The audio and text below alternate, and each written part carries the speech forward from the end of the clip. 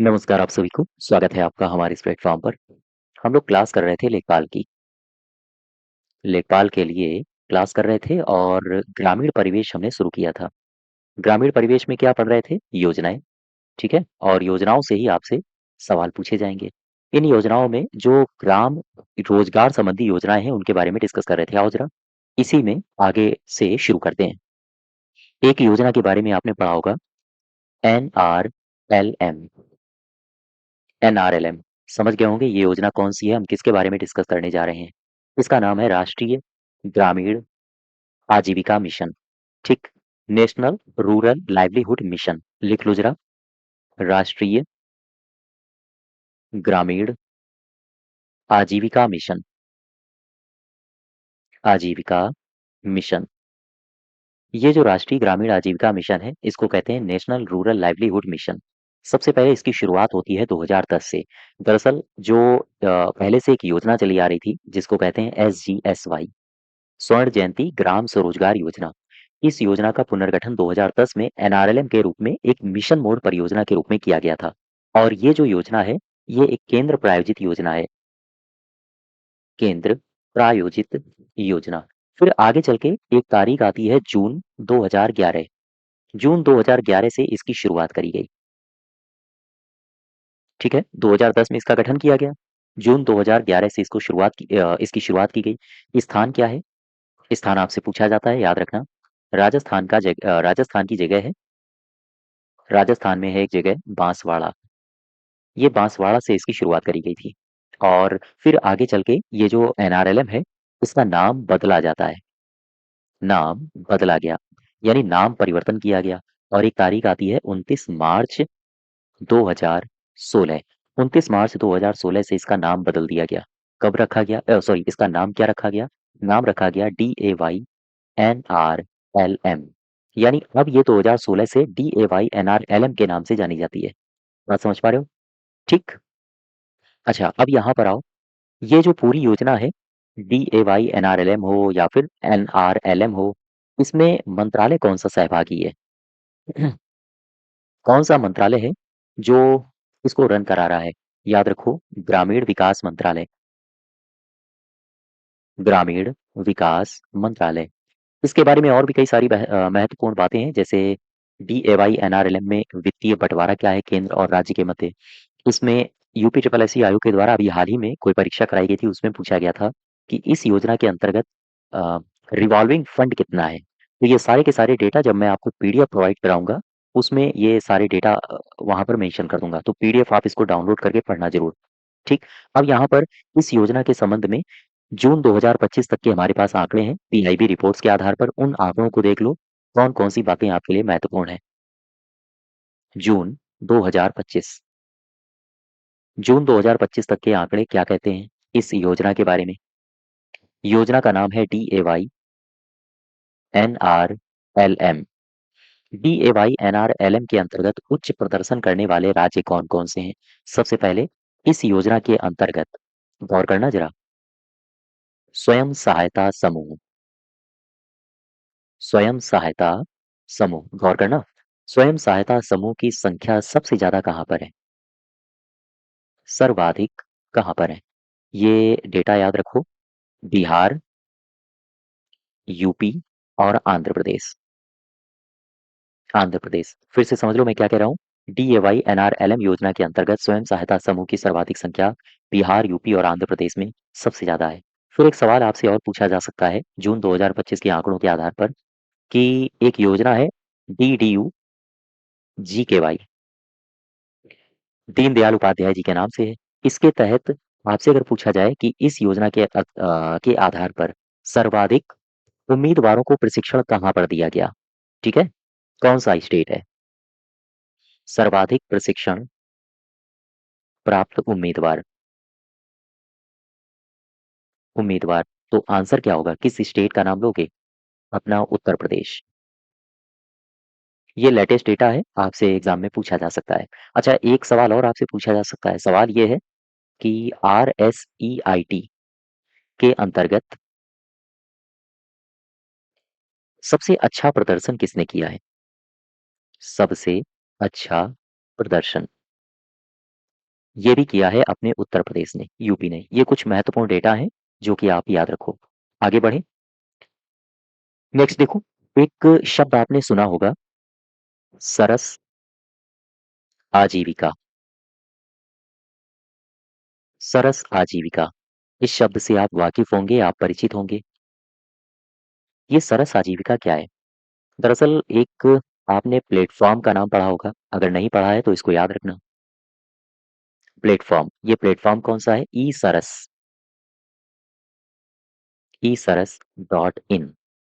ये एक प्लेटफॉर्म है, लेकिन ये एक ऑनलाइन प्लेटफॉर्म है। Online platform. अब सवाल ये है कि ऑनलाइन प्लेटफॉर्म काहे के लिए है? क्या है? इसमें क्या प्रदान किया जाता है? तो याद रखो, इसका उद्देश्य, यानी ये प्लेटफॉर्म क्यों विकसित किया गया? इसके पीछे उद्देश्य क्या है? ये विकसित किया गया है, जो गाँव के छोटे-मोटे उत्पाद होते हैं, उनको एक प्लेटफॉर्म उपलब्ध कराया जाता है ताकि वो बेच सकें। अर्थात ये प्लेटफॉर्म वास्तव में एक सुगम बाज़ार उपलब्ध कराता है। लिख लो ज़रा, सुगम बाज़ार उपलब्ध कराना। उपलब्ध कराना। जो सेल्फ हेल्प ग्रुप्स होते हैं, या हम कहें जो गाँव के उत्पाद होते हैं, उनके लिए ये एक बाज़ार उपलब्ध कराता है, ठीक है? अब सवाल ये आया कि इसका शुभारंभ कब हुआ था, इस प्लेटफ़ॉर्म का? शुभारंभ बता दो मुझे। शुभारंभ हुआ था अक्टूबर 2022 में, ठीक है? और शुभारंभ करने वाले कौन थे? व्यक्ति कौन थे? इनका नाम था फग्गन सिंह कुलस्ते। फग्गन सिंह कुलस्ते, ठीक है?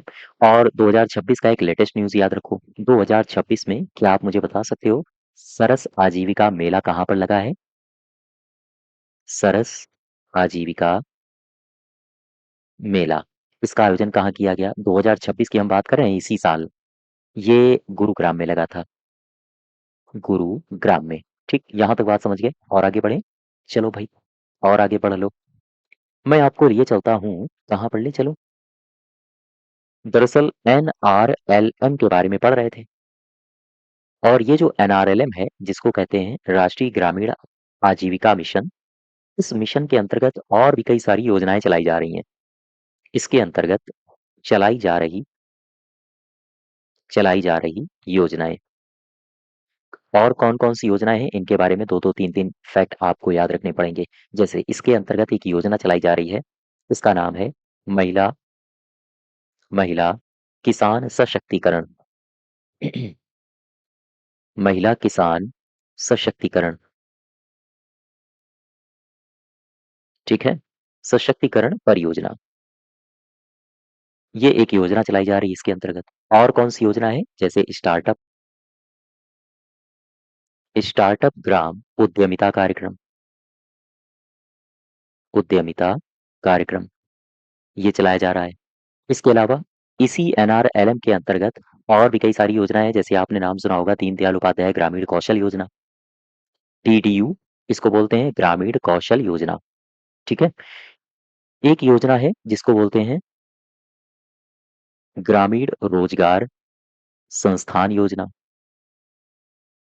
साथ ही साथ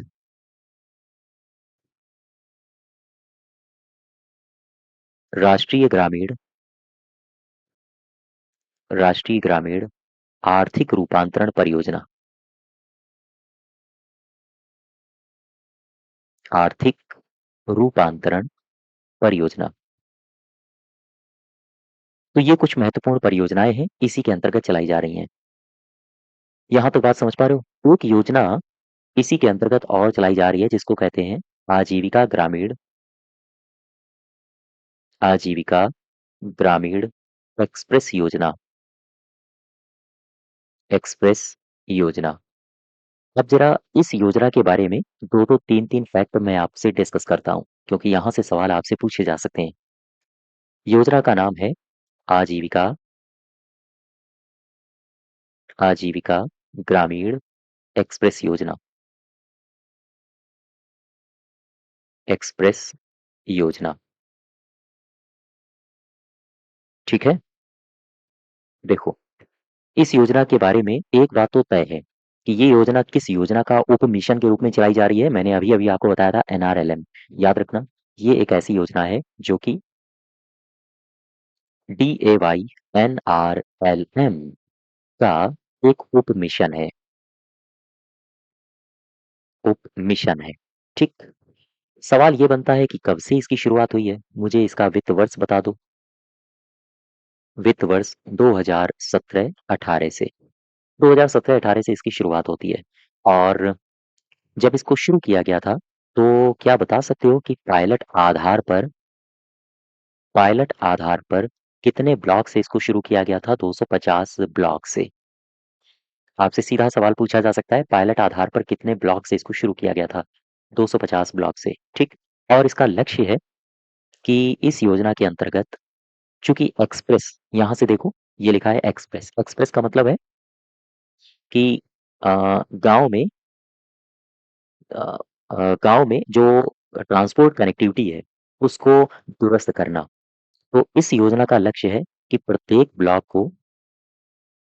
ब्लॉक को 6 वाहन उपलब्ध कराना, उपलब्ध कराना, ठीक है? ये इसकी विशेषता है और इसके उद्देश्य के बारे में डिस्कस कर लें कि इसके उद्देश्य क्या हैं? तो इसके उद्देश्य जैसे जो अ, गाँव के क्षेत्र हैं या हम कहें पिछड़े क्षेत्र हैं, उनमें एक्सप्रेस यानी कि परिवहन व्यवस्था में सुधार करना। लिख लो ज़रा, पिछड़े ग्रामीण क्षेत्रों में पिछड़े ग्रामीण क्षेत्रों में परिवहन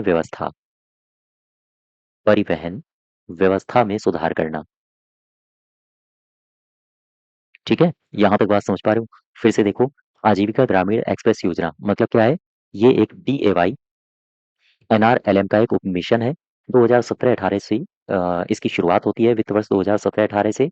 पायलट आधार पर 250 ब्लॉकों में इसको शुरू किया गया था। प्रत्येक ब्लॉक को 6 वाहन इस योजना के अंतर्गत उपलब्ध कराए जाएँगे। इसका उद्देश्य है, जो स्वयं सहायता समूह हैं, उनके सदस्यों को आजीविका के अवसर देना और साथ ही साथ पिछड़े ग्रामीण क्षेत्रों में परिवहन व्यवस्था में सुधार करना। नेक्स्ट देखो, नेक्स्ट योजना है मनरेगा। मनरेगा, इसके बारे में आप सबने जाना होगा। हालाँकि आजकल मनरेगा को मनरेगा नहीं कहा जा रहा है, कुछ परिवर्तन किया गया है केंद्र सरकार के द्वारा। अभी हम लोग उसके बारे में भी डिस्कस करेंगे। लेकिन मनरेगा बना कैसे? सबसे पहले बना नरेगा, गौर करते जाना। सबसे पहले बना नरेगा यानी कि इसे कहा गया राष्ट्रीय ग्रामीण रोजगार गारंटी योजना, रोजगार गारंटी योजना, ठीक? सबसे पहले बनता है नरेगा। इसका जो शुभारंभ हुआ था, वो 2 फरवरी को हुआ था, 2006 को। इसकी शुरुआत हुई थी 2 फरवरी 2006 को। कहाँ से इसकी शुरुआत हुई? स्थान क्या था? स्थान, स्थान था अनंतपुर। अनंतपुर ये है आंध्र प्रदेश में, याद रखना। अनंतपुर आंध्र प्रदेश से इसकी शुरुआत तो होती है, फिर आगे चल के इसका नाम बदला गया, अर्थात इसका नाम परिवर्तन हुआ। तो सवाल ये उठा कि भाई नाम परिवर्तन कब हुआ? नाम परिवर्तन हुआ 2 अक्टूबर को, 2009 को। अब ये जो नरेगा था, इसमें माँ और जोड़ दिया गया। ये नरेगा है, नाम परिवर्तन में कर दिया गया मनरेगा। अब ये माँ क्या है? माँ का मतलब होता है महात्मा गांधी। महात्मा गांधी नरेगा इसे कहा जाने लगा। ठीक है? बात समझते जाना। अच्छा, इस योजना का लक्ष्य क्या है? क्यों इसको शुरू किया गया था? जिस समय शुरू किया गया था, इसका लक्ष्य है 100 दिनों का 100 दिनों का अकुशल अकुशल रोजगार प्रदान करना, रोजगार देना, ये इसका मुख्य टारगेट था। अर्थात इसका प्रमुख टारगेट था कि प्रत्येक ग्रामीण परिवार के एक सदस्य को, याद रखना, पूरे परिवार को नहीं, अगर कोई परिवार है, उस परिवार में से एक सदस्य जो एलिजिबल होगा, उसका एक सदस्य, ठीक? प्रत्येक ग्रामीण परिवार के एक सदस्य को 100 दिनों का अकुशल रोजगार प्रदान करना इस योजना का लक्ष्य था। मैं आपको लिए चलता हूँ मनरेगा निधि की तरफ। जो ये योजना है, इसमें निधि का साझाकरण कैसे होता है? मनरेगा निधि, मनरेगा निधि साझाकरण। यहाँ से 3 फैक्ट, 3 नहीं बल्कि 4 फैक्ट आपके लिए महत्वपूर्ण हैं। कौन-कौन से 4 फैक्ट्स? देख लो। इनके बारे में याद ज़रूर रखना। सबसे पहले मनरेगा निधि साझाकरण में 100% जो पैसा है, रुपया है, वो दे रहा है केंद्र। ठीक है? इसके अलावा अ, सवाल मेरा ये है कि जो 100% पैसा केंद्र दे रहा है, वो किस क्षेत्र में देगा? मनरेगा के अंतर्गत जो अकुशल शारीरिक श्रम है, उस पर जो खर्चा होगा उसका 100% देगा, यानी पूरा का पूरा देगा केंद्र। अर्थात अकुशल अकुशल शारीरिक श्रम शारीरिक श्रम के लिए कितना देगा? केंद्र 100%। इसके अलावा सामग्री पर सामग्री पर केंद्र कितना देगा? सामग्री पर केंद्र देगा 75% और स्टेट यानी कि राज्य देगा 25%। ये डेटा याद रखो। फिर इसके बाद अभी तो मैंने अकुशल की बात की। अब कई सारे ऐसे कारीगर हैं जो कुशल हैं या अर्धकुशल हैं। तो मनरेगा के अंतर्गत कुशल और अर्धकुशल अर्धकुशल जो कारीगर हैं या हम कहें कामगार हैं, इनके लिए केंद्र कितना वहन करेगा? 75% और स्टेट यानी कि राज्य कितना वहन करेगा? ये 25% वहन करेगा। अच्छा, तो फिर मनरेगा योजना को चलाने के लिए प्रशासनिक व्यय भी तो आना चाहिए। प्रशासनिक व्यय भी तो होगा कुछ ना कुछ। अगर प्रशासनिक व्यय हो रहा है तो कितना परसेंट? केंद्र कितना देगा? केंद्र देगा 6% और स्टेट कितना देगा? ये देगा 94%। ठीक, ये डेटा याद रखो। ये तो बात हो गई मनरेगा की। अब इसी मनरेगा को थोड़ा-सा कन्वर्ट किया है तो ये डेटा यहाँ से बदल जाएगा, ये वाला डेटा। कितना बदलेगा अभी हम लोग डिस्कस करेंगे। आगे देखो, मनरेगा निधि साझाकरण देख लिया। मनरेगा योजना के घटक कौन-कौन से हैं? देखो, मनरेगा योजना के घटक, ठीक है? मनरेगा योजना के घटक, आओ ज़रा चर्चा कर लें। यहाँ से जस्ट वेट, यहाँ से मैं आपसे 3 से 4 बातों की चर्चा कर लूँ। सबसे पहले प्रोजेक्ट उन्नति, इसके बारे में हम आपसे डिस्कस करेंगे। ये प्रोजेक्ट उन्नति क्या है? मनरेगा का एक घटक। इसके बाद फिर एक घटक है जिसको बोलते हैं क्लस्टर क्लस्टर सुविधा परियोजना। क्लस्टर सुविधा परियोजना, इसके बारे में डिस्कस करेंगे। इसके बाद एक और हम घटक के बारे में चर्चा करेंगे कि ये है बीएफटी। ये बीएफटी क्या है? बीएफटी है बेयरफुट टेक्नीशियन बेयरफुट टेक्नीशियन, इसके बारे में डिस्कस करेंगे और साथ ही साथ एक घटक है मिशन अमृत सरोवर। मिशन अमृत सरोवर, ठीक है? इनके बारे में डिस्कस करेंगे। आओ जरा प्रोजेक्ट उन्नति के बारे में जान लो। ये प्रोजेक्ट उन्नति क्या है? दरअसल इसका जो प्रमुख टारगेट है, इसका जो लक्ष्य है, वो है मनरेगा के जो लाभार्थी हैं, उन्हें कुशल बनाना। मनरेगा के लाभार्थी को मनरेगा के लाभार्थी को क्या बनाना? कुशल बनाना। ठीक है? ये इसका टारगेट है।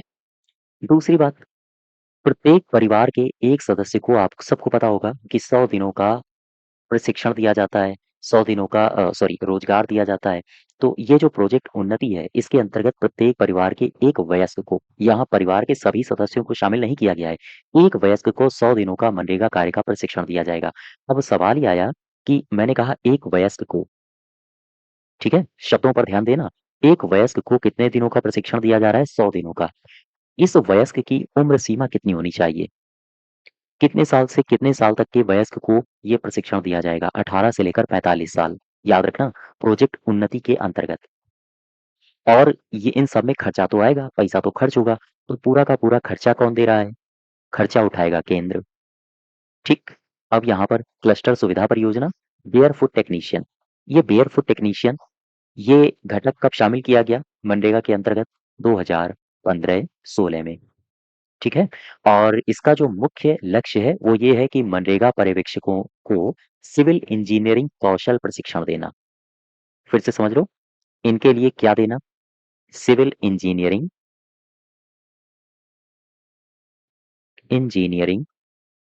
कौशल प्रशिक्षण कौशल प्रशिक्षण। ये सिविल इंजीनियरिंग कौशल प्रशिक्षण किसके अंतर्गत दिया जा रहा है? बेयरफुट टेक्नीशियन घटक के अंतर्गत। और किसे दिया जा रहा है? मनरेगा मनरेगा पर्यवेक्षक को। मनरेगा पर्यवेक्षक को और कब शामिल किया गया था? 2015-16 में। दैट्स इट, इतनी बातें याद रखो। अब यहाँ पर आओ, मिशन अमृत सरोवर। ये जो मिशन अमृत सरोवर है 2022 से शुरू हुआ। इसे 2022 से शुरू किया गया और याद रखो, इसका लक्ष्य है कि इस योजना के अंतर्गत प्रत्येक जिले में 75 75 अमृत सरोवर बने। अमृत सरोवर बने, ये है इसका टारगेट। फिर से समझ लो, मनरेगा योजना के घटक के बारे में हम चर्चा कर रहे थे। प्रोजेक्ट उन्नति के बारे में आपको हर हाल में याद रखना है। बीएफटी के बारे में बस एक लाइन याद रखनी है। मिशन अमृत सरोवर के बारे में भी एक लाइन याद रखनी है। प्रोजेक्ट उन्नति में संपूर्ण खर्चा केंद्र दे रहा है, ठीक है। पूर्ण वित्त पोषण केंद्र करेगा। मनरेगा के लाभार्थी को कुशल बनाना। वयस्क को 100 दिनों का मनरेगा कार्य प्रशिक्षण दिया जाएगा प्रत्येक परिवार से एक सदस्य को, और इसकी उम्र सीमा होनी चाहिए 18 से लेकर 45 साल। बीएफटी यानी बेयरफुट टेक्नीशियन घटक 2015-16 में शामिल किया गया। और इसमें मनरेगा जो पर्यवेक्षक होते हैं उन्हें सिविल इंजीनियरिंग कौशल प्रशिक्षण प्रदान किया जाता है। मिशन अमृत सरोवर 2022 से शुरू हुआ। प्रत्येक जिले में 75 अमृत सरोवरों का निर्माण किया जाना इसमें लक्षित है। एक धारा है, आप सबने पढ़ा होगा, मनरेगा अधिनियम। मनरेगा अधिनियम 2005। इसमें एक धारा है, ये धारा एग्जाम में लगातार पूछी जाती रही है। धारा है 17। बस यही धारा आपके लिए महत्वपूर्ण है। हालांकि मैंने जब बीपीओ पढ़ाया था तो उसमें मनरेगा एक्ट की कई सारी धाराएं बताई थी, लेकिन लेखपाल में वो सारी की सारी धाराएं नहीं पूछी जाएंगी। यहाँ पर एक ही धारा आपको याद रखनी है। अगर आपसे पूछे कि मनरेगा अधिनियम की कौन सी धारा है जिसमें सोशल ऑडिट की बात की गई है, तो यही है धारा नंबर 17। अर्थात इसमें साफ साफ लिखा हुआ है कि ग्राम सभा द्वारा कार्य की संपरीक्षा की जाएगी, ठीक है। ग्राम सभा द्वारा ग्राम सभा द्वारा कार्य की संपरीक्षा। आई होप यहाँ तक आप बात समझ पा रहे होंगे। आगे बढ़े, चलो भाई, मैं आपको लिए चलता हूँ मनरेगा से संबंधित। अभी तो मैंने आपको घटक बताए थे, कुछ मनरेगा संबंधी पहलें चलाई जा रही हैं। ये पहल कौन कौन सी हैं देखो। मनरेगा से संबंधित पहलें, कौन कौन सी पहल हम आपसे डिस्कस करने वाले हैं। तीन पहले याद रखो, पहली, दूसरी और तीसरी। एक आपने नाम सुना होगा, जियो मनरेगा। जियो मनरेगा क्या है ये? एक आपने नाम सुना होगा, जन मनरेगा। ठीक है भाई, जन मनरेगा, इसके बारे में भी जान लो ये क्या है। एक आपने नाम सुना होगा, नरेगा सॉफ्ट। ये क्या है भाई, इसके बारे में भी आपने नाम सुना होगा। अब यहाँ लिखा है जियो मनरेगा। जियो मनरेगा दरअसल मनरेगा के तहत जो बनाई गई परिसंपत्तियां होती हैं उनकी जियो टैगिंग होती है इस पहल के अंतर्गत। याद रखो, मनरेगा परिसंपत्तियों की मनरेगा परिसंपत्तियों की जियो टैगिंग। आपसे अगर पूछा जाए कि भैया जियो टैगिंग ये किस पहल के अंतर्गत होती है, तो आप बताओगे जियो मनरेगा के अंतर्गत। अब ये जन मनरेगा क्या है? ये एक मनरेगा के अंतर्गत यूज किया जाने वाला एक बहुभाषी मोबाइल ऐप है। मोबाइल ऐप है, ठीक है, बहुभाषी। नरेगा सॉफ्ट क्या है? ये एक सॉफ्टवेयर है। और क्या करता है, क्या होता है इसके अंतर्गत? इसके अंतर्गत दरअसल जो रिकॉर्ड होते हैं ना, जो, या हम कैसे कहें, जो विधि संबंधी रिकॉर्ड होते हैं, उन रिकॉर्डों को इसमें अ, नियत किया जाता है, इसमें रखा जाता है। दरअसल ये एक वेब आधारित प्रबंधन सूचना प्रणाली है, बस इतना याद रखो। ये एक वेब आधारित आधारित प्रबंधन सूचना प्रणाली है, ठीक है। और इसमें सभी प्रकार के रिकॉर्ड्स को संरक्षित किया जाता है। नरेगा सॉफ्ट है ये। तो ये तीन पहले याद रखो, जियो मनरेगा क्या है, जन मनरेगा क्या है, और नरेगा सॉफ्ट क्या है। अब आ जाओ, मनरेगा को अब क्या कहा जाने लगा है, अब इसको कैसे परिवर्तित किया गया है। देखो, एक अभी विधेयक लाया गया था 25 में ही। तो ये विधेयक इसको कहा जाता है विकसित भारत जी राम जी विधेयक, आप सबने पढ़ा भी होगा। इसकी विशेषताएँ क्या हैं? और मनरेगा योजना से ये कैसे अच्छा है? इन सब के बारे में आओ ज़रा डिस्कस कर लें। नाम है विकसित भारत, विकसित भारत जी राम जी विधेयक 2025। विकसित भारत जी राम जी विधेयक 2025। इसमें मनरेगा में सुधार किया गया है। इस विधेयक के माध्यम से कई सारी ऐसी खामियां थीं और मनरेगा को अपग्रेड किया गया है। मनरेगा में सुधार किया गया है इसके माध्यम से, ठीक है? इसे कहा गया है जी राम जी। हालांकि इस विधेयक की काफी आलोचना भी हुई थी, चूंकि ये लिखा है राम। तो बीजेपी तो कह रही है राम है और अपोजिशन इसे रैम कहता है, कंप्यूटर वाला रैम। तो खैर ये कंट्रोवर्सियां हैं, होता रहता है। हम लोग आओ जरा इस विधेयक के बारे में कुछ महत्वपूर्ण तथ्य जहां से आपसे एग्जाम में सवाल पूछे जा सकते हैं, उन तथ्यों की चर्चा करें। सबसे पहले कि इस विधेयक में मनरेगा के व्यापक वैधानिक बदलाव किए गए हैं और ये वास्तव में जो विधेयक लाया गया है, ये एक दीर्घकालिक विजन है। दीर्घकालिक विजन है। और जैसे मैंने कहा दीर्घकालिक विजन है, इसका मतलब क्या है? कब तक का ये विजन है? 2047 का, ठीक है?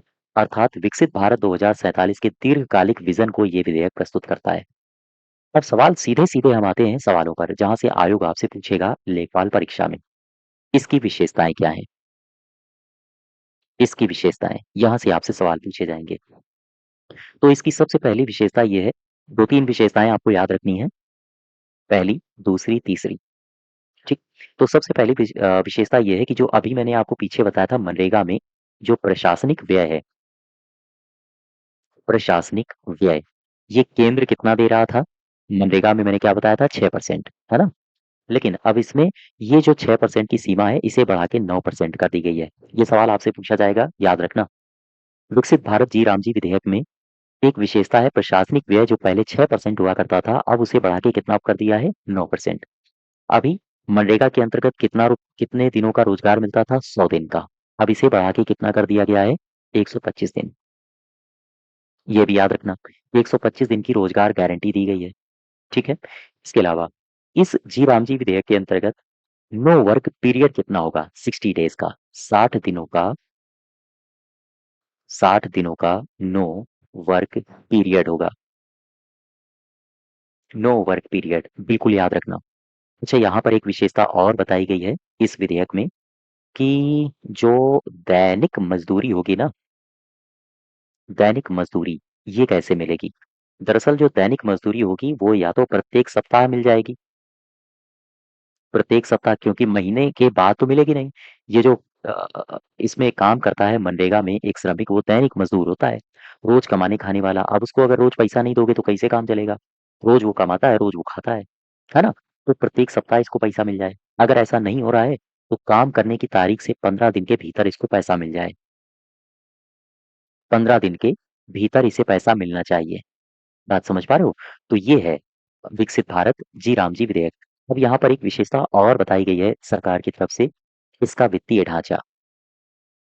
वित्तीय ढांचा, वित्तीय ढांचा का सीधा सा मतलब है कि पहले जो वित्तीय ढांचा था कि सामग्री पर 75 केंद्र दे रहा है, राज्य 25 दे रहा है, अब यहाँ पर पूरी तरह से बदल दिया गया है। देखो, वित्तीय ढांचा, वित्तीय ढांचे में कुछ महत्वपूर्ण बातें याद रखना। सबसे पहली बात तो ये है कि 60:40 का रेशियो बनाया गया है इस विधेयक में। 60-40 का रेशियो का क्या मतलब है? 60:40 का मतलब है 60:40 का मानक लागत साझाकरण अनुपात है। अगर आपसे पूछा जाए कि मानक लागत साझाकरण अनुपात, साझाकरण अनुपात ये कितना है इस विधेयक के आधार पर? तो ये है 60:40 का, ठीक है? इसके अलावा 90:10, 90:10, ये रेशियो कहाँ का है? ये रेशियो है नॉर्थ ईस्ट और हिमालयन स्टेट्स का। यानी पूर्वोत्तर और हिमालयी राज्यों और केंद्र के मध्य कितना कितना वित्तीय बंटवारा होगा? 90 और 10 का। यहाँ तक बात समझ गए? और इसके अलावा 100% ये पूरा का पूरा केंद्र देगा। ये किसे देगा केंद्र? ये उन यूटीज़ को देगा यानी कि यूनियन टेरिटरीज़ यानी कि केंद्र शासित प्रदेशों को देगा जो बिना विधायिका की हैं। बिना विधायिका मतलब दिल्ली और पांडिचेरी को छोड़ के, बिना विधायिका, ठीक है? बिना विधायिका वाली यूटीज़ को मिलेगा। आई होप यहाँ तक आप बात समझ गए होंगे। अब आगे बढ़ो ज़रा। इसी विधेयक में ये भी कहा गया है क्या? बेरोजगारी भत्ता को लेकर कुछ बातें की गई हैं। तो बेरोजगारी भत्ते को लेकर कौन-कौन सी बातें की गई हैं? साफ-साफ कहा गया है कि मान लो अगर कोई व्यक्ति आया और ये काम की माँग करता है, तो काम की जैसे ही माँग करता है, जिस दिन माँग करता है, उसे 15 दिन के भीतर-भीतर 15 दिन के भीतर इसे काम दो, इसे काम मिलना चाहिए, ठीक है? फिर इसके बाद अगर इसे काम ना मिला तो फिर राज्य सरकार की ज़िम्मेदारी है कि उसे बेरोजगारी भत्ता दे। बेरोजगारी, इसे भत्ता मिलना चाहिए। साफ-साफ कहा गया है। यहाँ तक आई होप बात समझ गए होंगे आप लोग। अब आगे बढ़ें। एक इसमें बात और कही गई है, क्या? कि मान लो ये गाँव है, तो गाँव में 5 किलोमीटर की परिधि के अंदर-अंदर उसे काम मिलना चाहिए अर्थात उसे रोज़गार मिलना चाहिए। अगर 5 किलोमीटर की परिधि से कोई व्यक्ति बाहर जाता है, उसे रोज़गार बाहर मिलता है, तो 10% वो अतिरिक्त मज़दूरी का हकदार होगा। That's it. ये मनरेगा की बात है। मनरेगा की, ठीक है? मनरेगा योजना में क्या कहा जाता था कि 5 किलोमीटर के दायरे में आपको काम देना होगा व्यक्ति को। अगर वो 5 किलोमीटर दायरे से बाहर जाता है तो 10% उसे अतिरिक्त मज़दूरी देनी होगी। 10% है अतिरिक्त मज़दूरी। ये कुछ महत्वपूर्ण फैक्ट्स हैं। उन फैक्ट्स को आप याद रखो। आगे बढ़ जाएँ? चलो भाई, ये तो बात हो गई जीराम जी की। जीराम जी से संबंधित ये महत्वपूर्ण बातें याद रखना आप लोग, ठीक है? कितने दिन बढ़ा दिए गए हैं, प्रशासनिक व्यय कितना कर दिया गया है, नो वर्क पीरियड कितना है और वित्तीय ढांचा क्या है? आगे बढ़ो। एक नई योजना के पास हम लिए चलते हैं आपको। इस योजना का नाम है पीएमएजेएवाई।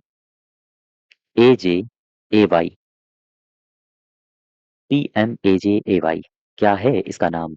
इसको कहते हैं पीएम अजय। पीएम अजय कहा जाता है।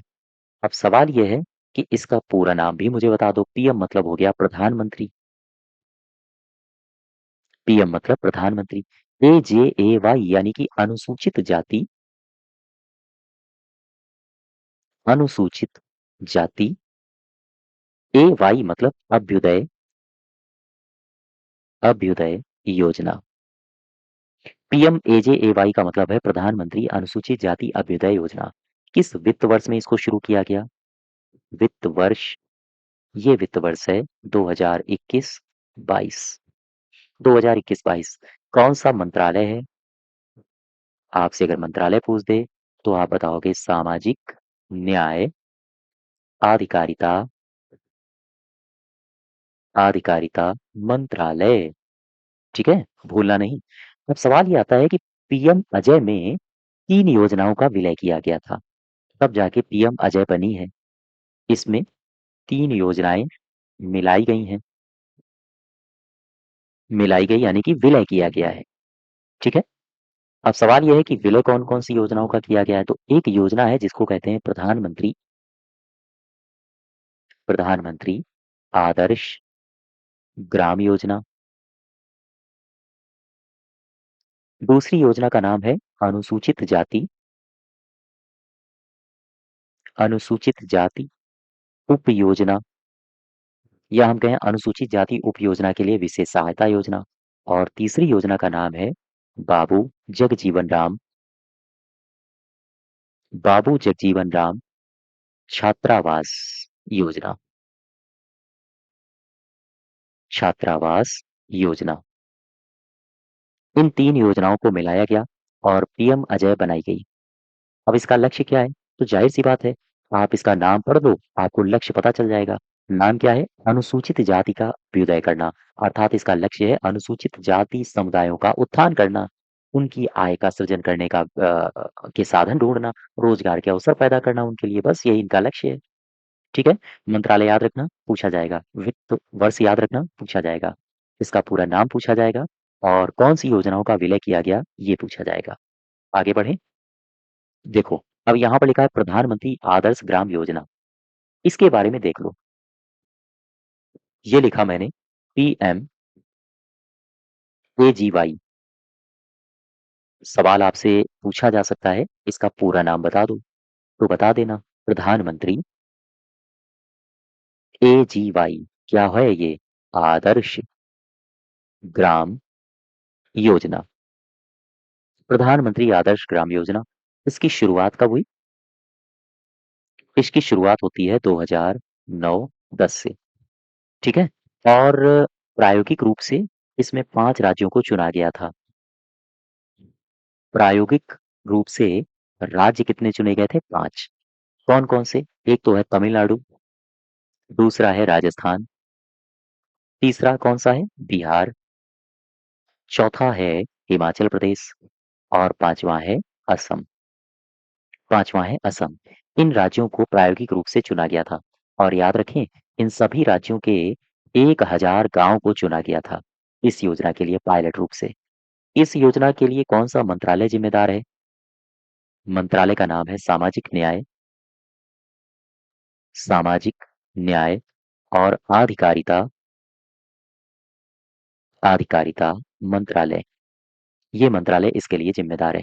आई होप यहाँ तक आप सब बातें समझ पा रहे होंगे। फिर इसके बाद इस योजना में कुछ परिवर्तन किया गया 2018-19 के वित्त वर्ष में। 2018-19 के वित्त वर्ष में कई सारे इसमें परिवर्तन किए गए थे, जैसे चयनित नए गाँवों के लिए 21 लाख रुपए का प्रावधान किया गया था और साथ ही साथ इसमें एक रेशियो बाँटा गया था 1:1:1:2 का। स्टेट सॉरी केंद्र, राज्य, ये है जिला और ये है गाँव। केंद्र, राज्य, जिला और गाँव में जो रेशियो बाँटा गया था 1:1:1:2 के रेशियो में इसको बाँटा गया था। ठीक, आगे बढ़ें। तो ये है पीएमएजीवाई, प्रधानमंत्री आदर्श ग्राम योजना। नेक्स्ट देख लो, एक और योजना के बारे में डिस्कस करते हैं। योजना का नाम है राष्ट्रीय शहरी आजीविका मिशन। आजीविका मिशन। अगर आपसे पूछे कि मुझे ये बताओ, राष्ट्रीय शहरी आजीविका मिशन का मंत्रालय क्या है? और अगर आपसे पूछे कि ये शुरुआत इसकी कब से हुई? तिथि मुझे बता दो। फिर आपसे पूछे कि भाई तिथि तो मुझे पता चल गई। ये जो राष्ट्रीय शहरी आजीविका मिशन है, ये किसकी एक दरअसल ये जो योजना है, ये जो मिशन है, ये किसकी पूर्ववर्ती योजना है? अर्थात इसकी पूर्ववर्ती योजना क्या है? ठीक है? और तीसरी बात, मुझे इसका वित्त अनुपात बताओ। केंद्र और राज्य के मध्य कितना है? तो सबसे पहले ये 4 बातें बस याद रखना। तो सबसे पहले मंत्रालय। मंत्रालय कौन-सा है? शहरी। Just wait. मंत्रालय है आवास और शहरी गरीबी उपशमन मंत्रालय। गरीबी उपशमन मंत्रालय, ये मंत्रालय है। तिथि क्या है इसकी? 23 सितंबर है। 23 सितंबर 2013, ये भी याद रखो। ये योजना कौन-सी पूर्ववर्ती योजना का ये एक नया रूप है। ये योजना है स्वर्ण जयंती शहरी रोजगार योजना। स्वर्ण जयंती शहरी रोजगार योजना, ठीक है? और वित्त अनुपात क्या है? 2 अनुपात याद रखो, 75:25, 75:25 का अनुपात और 90:10 का अनुपात, बस ये 2 अनुपात हैं। 75 है केंद्र का और 25 है राज्य का, 90 है केंद्र का और 10 किसका होगा? 10 होगा पूर्वोत्तर और विशेष यानी कि हिमालयन स्टेट्स का। That's it. आगे बढ़ें। एक सूचकांक है। ये सूचकांक क्या है? इसका नाम है बहुआयामी राष्ट्रीय बहुआयामी गरीबी सूचकांक। राष्ट्रीय बहुआयामी गरीबी सूचकांक। यहाँ से बस केवल और केवल 3 बातें।